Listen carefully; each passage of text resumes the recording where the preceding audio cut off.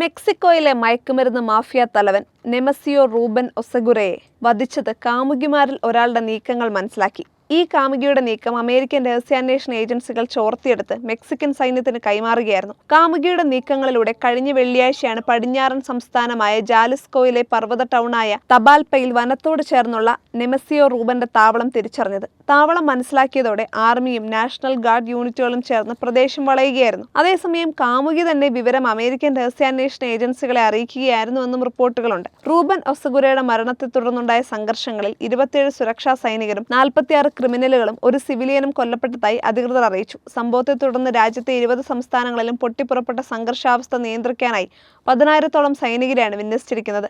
L മെൻചോ എന്നറിയപ്പെടുന്ന Reuben ഒസഗുറയെ പിടികൂടാൻ സഹായിക്കുന്നവർക്ക് America $150 കോടി പാരിതോഷികം പ്രഖ്യാപിച്ചിരുന്നു. അമേരിക്കയിലേക്ക് ഫെന്റനൈൽ, മെത്താഫെറ്റമീൻ, കൊക്കൈൻ എന്നിവ കടത്തുന്നതിലെ പ്രധാനിയായിരുന്നു റൂബൻ ഒസഗുറെ.